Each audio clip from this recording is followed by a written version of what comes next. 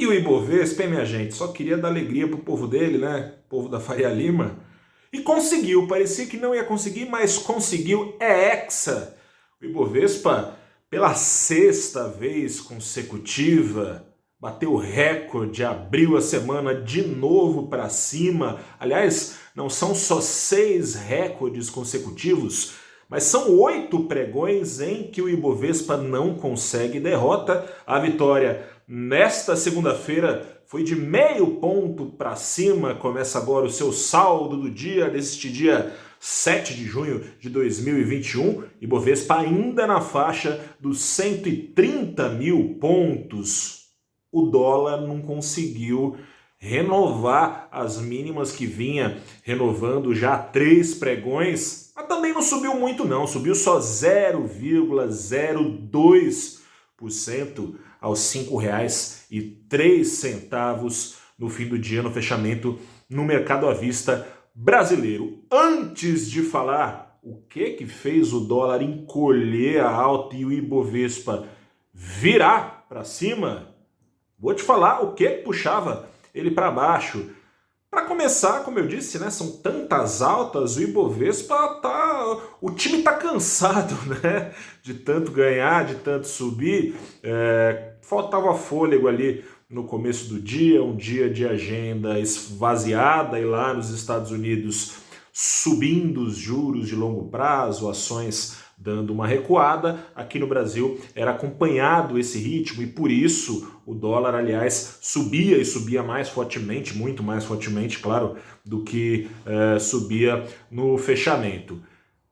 Acontece que está cansado e o Ibovespa, nessas 8, para você ter uma ideia, dessas 8 altas consecutivas, o Ibovespa conseguiu mais de 6,5% de alta, é quase a totalidade da alta acumulada no ano, mais exatamente, é quase a totalidade não, né? Mas boa parte de uma alta de 9,8%, quase 10% acumulada no ano, 60%, portanto, de alta que está acumulada no ano, esses 60% foram conquistados agora. Fechamento de hoje completou 60% do retorno acumulado em 2020, sem que para isso o Brasil tenha deixado de ser o Brasil, ou ao menos o Brasil que a gente conhecia há 8 dias atrás. É bem verdade que o retrovisor veio ajudando, né? Projeções, e aí olhando para frente, projeções para a economia brasileira foram sendo corrigidas para cima ao longo dos últimos dias, depois que o retrovisor, o PIB, demonstrou que a economia no primeiro trimestre desse ano cresceu mais do que se acreditava. Mas para esse crescimento continuar, para não vir aquele... Você já ouviu falar, né? Voo de galinha. Já viu galinha voando? Aquele negócio, né? Dá um salto para cima e depois dá uns repiques só e coisa e tal, anda de lado.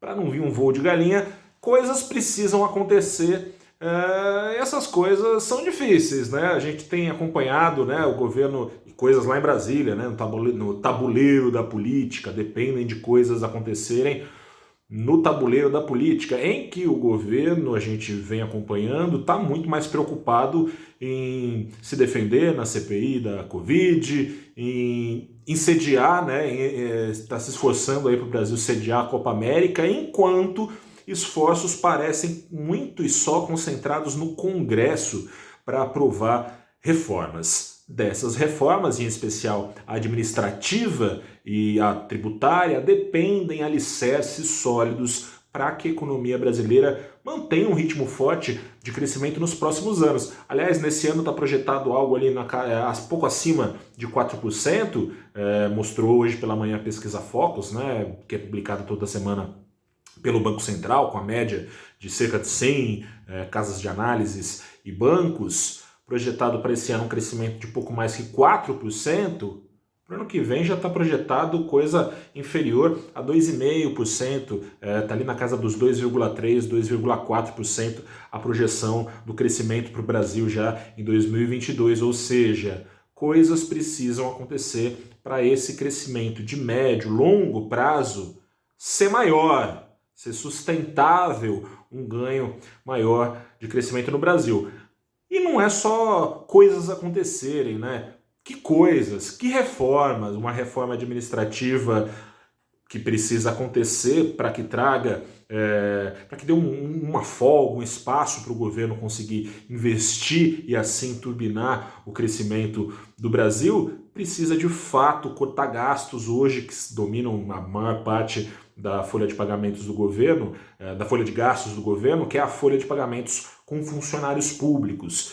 E a reforma tributária não precisa só simplificar, mas também simplificar o emaranhado, complicado, complexo de impostos aqui no Brasil, mas também uma reforma que traga produtividade, tornando a carga tributária menos regressiva aqui no Brasil, ou seja, tributando menos consumo e produção em detrimento da renda. São pautas não exatamente populares. E é difícil imaginar, conforme o relógio vá correndo, que seja tão fácil assim aprovar reformas a contento, que na prática façam a economia brasileira estruturalmente melhorar.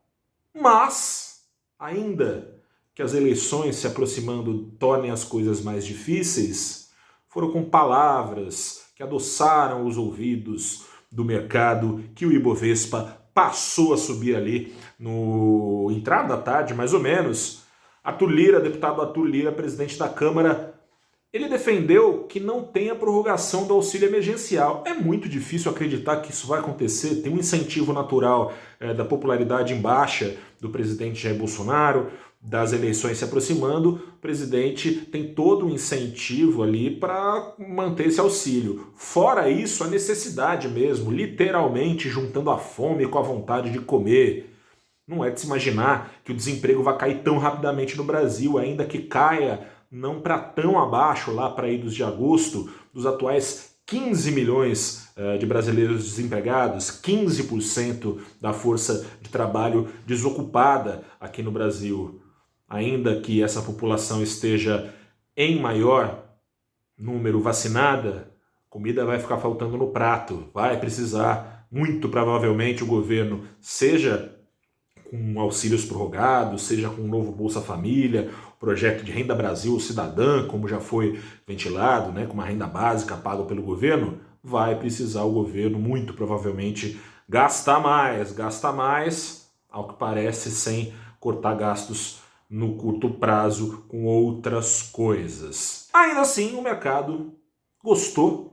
Bastou a Arthur Lira fazer essas promessas, falar também em privatizações, falar das reformas, coisa e tal, para a sensação de risco que estava refletida na Bolsa e parte da que estava refletida no câmbio darem uma acalmada a essas sensações de risco em bolsa e câmbio. A curva de juros, no entanto, mostra que a situação não é tão simples para a economia brasileira. Hoje, essa mesma pesquisa Focus que eu falava, que projeta um crescimento na casa de 4, na casa de 2,3 para o próximo ano, projetou uma inflação acima do teto da meta no final do ano. Tá difícil para o Banco Central ancorar as expectativas. Semana que vem tem reunião do Copom, vamos ver qual vai ser o tamanho da pancada que o Banco Central vai dar, né? Na última reunião prometeu 0,75 ponto de alta.